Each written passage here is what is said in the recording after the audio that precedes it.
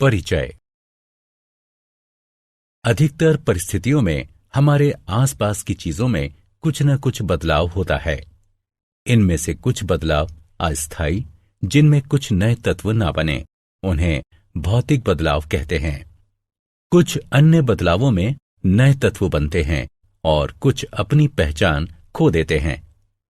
इस तरह के बदलावों में हम मूल वस्तु को वापस नहीं ला सकते, जिसका सीधा और सामान्य मतलब यही है।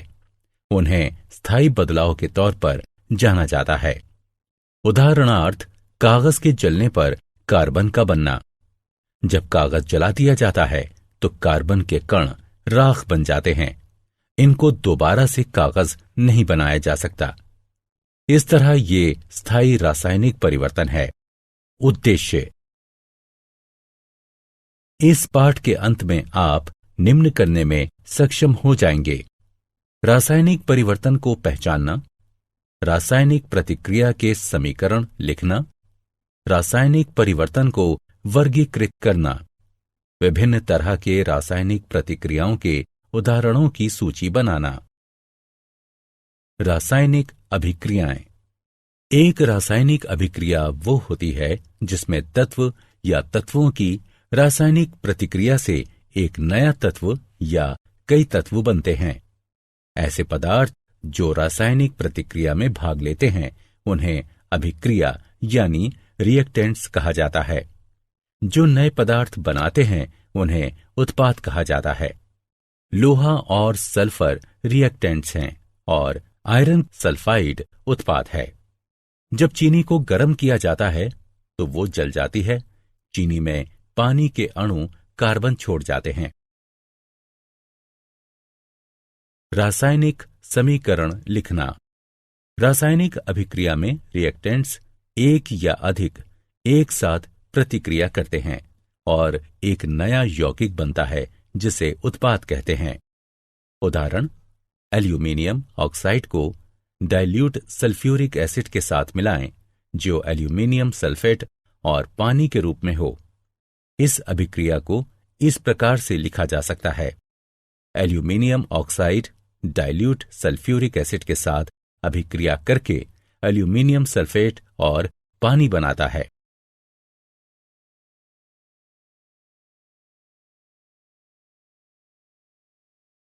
रासायनिक समीकरण लिखने के लिए निम्नलिखित तरीके अपनाए जाते हैं। अभिकारकों के प्रतीक और सूत्रों को पहले बाईं ओर लिखा जाता है। यदि एक से ज्यादा उत्पाद हों तो उनके बीच योग धन चिन्ह लगाकर उन्हें अलग अलग दर्शाते हैं। एल्यूमीनियम ऑक्साइड और डाइल्यूट सल्फ्यूरिक एसिड को इस तरह लिखते हैं। तीर का सिरा उत्पाद की ओर होता है जो उत्पाद के रूप में अभिक्रिया होने को दर्शाता है। प्रतीक और सूत्र यौगिकों के गठन यानी उत्पाद को तीर के निशान के बाद दाईं ओर लिखते हैं और ये दर्शाता है कि इसका गठन हुआ है। यहां पर एक योग धन चिन्ह भी दो यौगिकों के बीच अलग अलग जगहों पर लगाया जाता है। संतुलित रासायनिक समीकरण। रासायनिक समीकरण द्रव्यमान के संरक्षण के नियम पर आधारित है। इस नियम के अनुसार द्रव्यमान का निर्माण नहीं किया जा सकता है और न ही रासायनिक अभिक्रिया में नष्ट किया जा सकता है। ऐसा सिर्फ तब संभव होता है जब हर परमाणु की कुल संख्या अभिकारक के बराबर हो, साथ ही समीकरण के उत्पादन जितनी हो। जिन समीकरणों में विभिन्न तत्वों के परमाणुओं की संख्या अभिक्रिया से बनने वाले उत्पादन जितनी परमाणुओं की संख्या हो तो उसे संतुलित समीकरण के रूप में जाना जाता है। संतुलित समीकरण। उपरोक्त समीकरण एक असंतुलित समीकरण है। इसमें सल्फर का सिर्फ एक परमाणु है जो अभिक्रिया की ओर है, जबकि उत्पाद की ओर सल्फर के 3 परमाणु हैं। अब यहां अभिकारक की ओर 6 हाइड्रोजन के परमाणु हैं और उत्पाद की ओर सिर्फ 2 हाइड्रोजन परमाणु हैं। उपरोक्त समीकरण में H2O अणुओं को 3 से गुणा करते हैं। समीकरण 2 अब बनता है इसमें। अब समीकरण में ऑक्सीजन परमाणु 15 हैं जो अभिकारक और उत्पाद की ओर हैं, इसलिए अंतिम समीकरण संतुलित है। रासायनिक अभिक्रियाओं के प्रकार। तत्वों और यौगिकों के मिश्रण से कई तरह के पदार्थ बनते हैं। लाखों यौगिक तत्वों या यौगिकों की रासायनिक अभिक्रियाओं से बनते हैं। रासायनिक अभिक्रियाओं में तापमान, दबाव, प्रकाश की उपस्थिति आदि के रूप में विभिन्न परिस्थितियों की आवश्यकता होती है। रासायनिक अभिक्रियाएं कई प्रकार की प्रणालियों में घटित होती हैं, जैसे कि मानव शरीर, पौधे, उद्योग, प्रकृति आदि। रासायनिक अभिक्रियाओं के 4 प्रकार होते हैं, जो कि इस प्रकार हैं: संयोजन अभिक्रिया, अपघटन अभिक्रिया, विस्थापन अभिक्रिया, द्विविस्थापन अभिक्रिया। संयोजन अभिक्रिया। कुछ अभिक्रियाओं में नया द्रव्य मूल तत्व में मिलाया जाता है और तत्व द्रव्य में मिल जाता है। इस तरह की अभिक्रिया को संयोजन या संश्लेषण अभिक्रिया कहते हैं।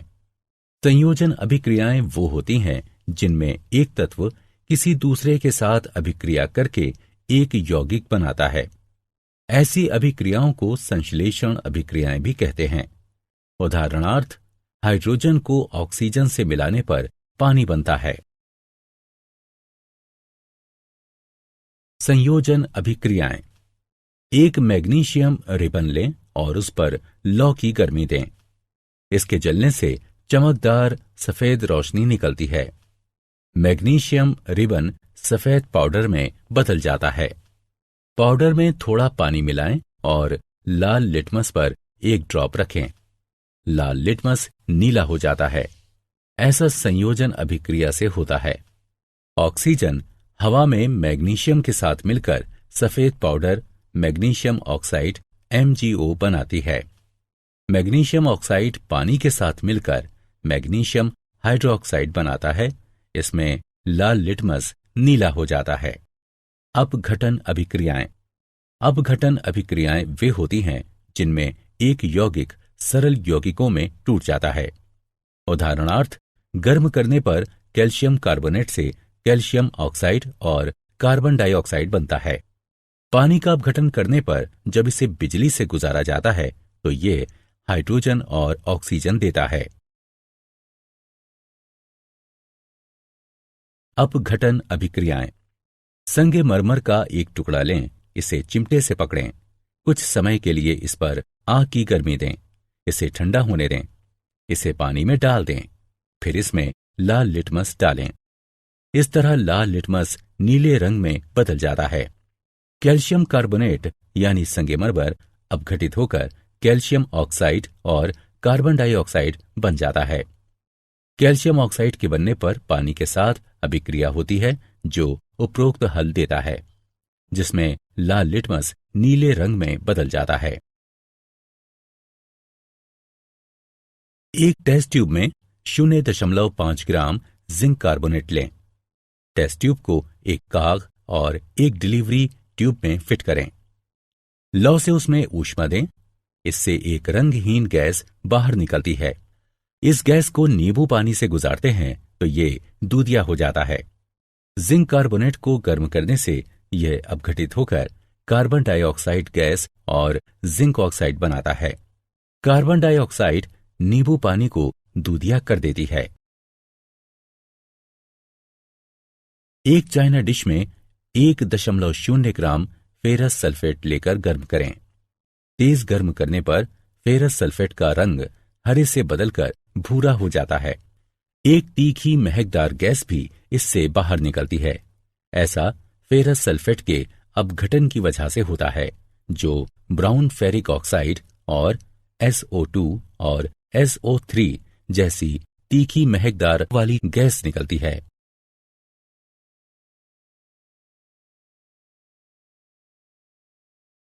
विस्थापन अभिक्रियाएं। एक विस्थापन अभिक्रिया वो अभिक्रिया होती है जिसमें एक परमाणु या परमाणुओं का एक समूह एक अणु में मौजूद एक और परमाणु द्वारा विस्थापित होता है। उदाहरणार्थ, आयरन को जब कॉपर सल्फेट के विलयन के साथ मिलाया जाता है तो इससे कॉपर धातु बनती है। टेस्ट ट्यूब के 10 मिलीलीटर पानी में 0.5 ग्राम सिल्वर नाइट्रेट मिलाते हैं। टेस्ट ट्यूब में एक साफ कॉपर का तार जोड़ते हैं। इसे कुछ देर तक छोड़ देते हैं। सिल्वर की चमकीले क्रिस्टल तांबे के तार पर दिखाई देते हैं। इससे विलयन का रंग नीला सा हो जाता है, जो कॉपर नाइट्रेट के रूप में होता है।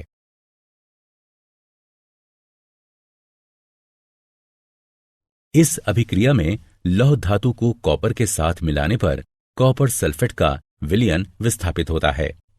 एक टेस्ट ट्यूब में कॉपर सल्फेट विलयन लेते हैं। कॉपर सल्फेट विलयन में लोहे की कील डालते हैं और इसे कुछ समय के लिए छोड़ देते हैं। कुछ समय के बाद विलयन का नीला रंग फेट्स और लाल रंग की कॉपर धातु कॉपर सल्फेट से विस्थापित हो जाती है। विस्थापन अभिक्रिया जो होती है।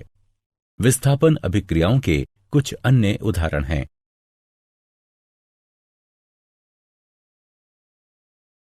द्विविस्थापन अभिक्रियाएं। द्विविस्थापन अभिक्रियाएं वे होती हैं जिनमें दो यौगिक आयनों को बदलकर दो नए यौगिक बनाते हैं। इन अभिक्रियाओं को पार्टनर एक्सचेंज अभिक्रिया के नाम से भी जानते हैं। ये अभिक्रियाएं आयनिक यौगिकों में होती हैं।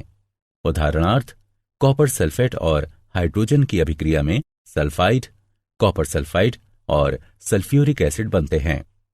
इस प्रकार कॉपर का पार्टनर बदलकर हाइड्रोजन सल्फाइड में हाइड्रोजन के पार्टनर के रूप में होता है। बेरियम क्लोराइड और सल्फ्यूरिक एसिड की अभिक्रिया से बेरियम सल्फेट बनता है, जो द्विविस्थापन अभिक्रिया है। निराकरण अभिक्रियाएं भी द्विविस्थापन अभिक्रियाएं होती हैं।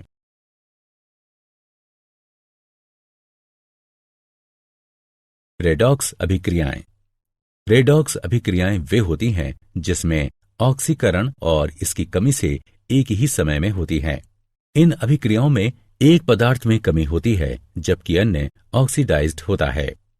क्रियाकलाप। एक चाइना डिश लें और उसमें थोड़ा सा कॉपर पाउडर लेकर उसे गर्म करें। कॉपर पाउडर का क्या होता है? कॉपर पाउडर की सतह का रंग बदलकर काला हो जाता है। ऐसा ऑक्सीजन के कॉपर के साथ मिलने से होता है, जो कॉपर ऑक्साइड के रूप में बनती है। यदि हाइड्रोजन गैस इस गर्म सामग्री CuO से गुजारते हैं तो सतह पर ब्लैक कोटिंग बदलकर भूरी हो जाती है और फिर से ऐसा होने पर कॉपर प्राप्त होता है। क्यूपरिक ऑक्साइड यानी CuO बदलकर कॉपर बन जाता है। इस प्रकार क्यूपरिक ऑक्साइड से ऑक्सीजन निकल जाती है। ऑक्सीजन के हटने के बाद से इसकी कमी हो जाती है, जिससे क्यूपरिक ऑक्साइड कॉपर के रूप में होता है। क्यूपरिक ऑक्साइड से इस ऑक्सीजन को हाइड्रोजन हटाता है, इसलिए हाइड्रोजन कम करने वाला कारक है। इस प्रकार ऑक्सीकरण और कमी एक साथ होते हैं। उदाहरणार्थ, सोडियम को जब ऑक्सीडाइज्ड किया जाता है तो ये बदलकर Na+ हो जाता है। ऑक्सीकरण को ऑक्सीजन या हाइड्रोजन या इलेक्ट्रॉनों की एक पदार्थ से नुकसान या कमी के लाभ के रूप में परिभाषित किया जाता है। कमी या हाइड्रोजन या एक पदार्थ से इलेक्ट्रॉनों का लाभ ऑक्सीजन की कमी के लाभ के रूप में परिभाषित किया जाता है। जिंक ऑक्सीडाइज्ड होकर Zn2+ हो जाता है जब जिंक की एक छड़ को कॉपर सल्फेट के विलयन में डुबोया जाता है। इस अभिक्रिया में जिंक 2 इलेक्ट्रॉन खो देता है और Zn2+ हो जाता है। इस प्रकार जिंक ऑक्सीडाइज्ड हो जाता है। दूसरी ओर Cu2+ में 2 इलेक्ट्रॉनों की कमी हो जाती है, जिसे ये ग्रहण करता है और वो Cu हो जाता है। संक्षारण। आपने देखा होगा कि लोहे के बने पुराने गेट पर लालिमा युक्त भूरे रंग की परत चढ़ जाती है। लोहे की चीजों में लालिमा युक्त भूरा रंग एक जंग होता है। कुछ अन्य सामग्री में भी इसी तरह का जंग लगता है। चांदी पर काली परत और कॉपर पर हरे रंग की परत भी इसी तरह के उदाहरण हैं। जंग एक प्रक्रिया है जो धातुओं को धीरे धीरे बाहरी हवा, नमी या उनकी सतह के हिसाब से रासायनिक क्रिया की वजह से होती है।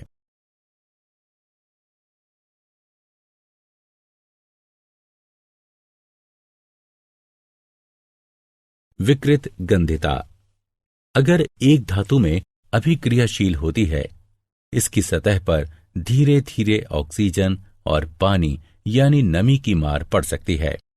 धातु हवा में मौजूद ऑक्सीजन और पानी के वाष्प के साथ अभिक्रिया करके यौगिक बनाता है। इन यौगिकों के बनने से धातु की सतह पर असर होता है। इससे धातु की सतह कमजोर हो जाती है। धातु की सतह पर यौगिकों के बनने से धीरे धीरे उसकी सतह और कमजोर हो जाती है और फिर हवा और पानी की वजह से इसे नुकसान होता है। यह प्रक्रिया आगे भी चलती रहती है। इस तरह हवा और पानी धीरे धीरे पूरी धातु को ही नष्ट कर देते हैं। जब हम खाद्य सामग्री, वसा या तेल को लंबे समय तक रखते हैं तो ये वक्रित गंधी हो जाते हैं और एक समय के बाद इसके दुर्गंध और स्वाद बदल जाते हैं। ऐसा खाद्य सामग्री के बासी हो जाने की वजह से होता है। विकृत गंधिता वसायुक्त और तैलीय चीजों में हाइड्रोलिसिस उपचयन से होता है। एंटीऑक्सीडेंट्स को खाद्य सामग्री में अक्सर मिलाया जाता है जिससे विकृत गंधिता का विकास उसमें ना हो सके। प्राकृतिक एंटीऑक्सीडेंट्स में शामिल है polyphenols, ascorbic acid, tocopherols. Synthetic antioxidants हैं बटिलेटेड हाइड्रोक्सी एनिसोल और बटिलेटेड हाइड्रोक्सी टोल्यूनी। विकृत गंधिता को कुछ हद तक रोका जा सकता है। खाद्य सामग्री को रेफ्रिजरेटर में रखकर, खाद्य सामग्री को सूर्य की रोशनी से बचाकर और एयरटाइट कंटेनर में, खाद्य सामग्री के पैकिंग में नाइट्रोजन भरकर। नाइट्रोजन गैस खाद्य सामग्री को ऑक्सीकरण से बचाती है और इस तरह उसमें दुर्गंध नहीं आती।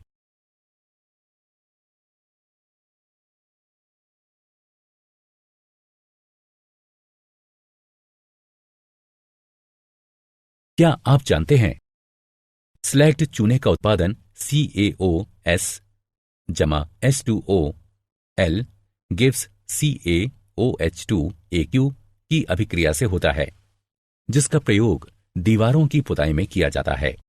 कैल्शियम हाइड्रोक्साइड धीरे धीरे हवा से अभिक्रिया करके कैल्शियम कार्बोनेट की दीवार पर एक पतली परत बना देता है। कैल्शियम कार्बोनेट इसके बनने के 2-3 दिन बाद दीवार की सफेदी में बेहतर चमक ला देता है। दिलचस्प यह है कि संगमरमर का रासायनिक सूत्र भी CaCO3 है।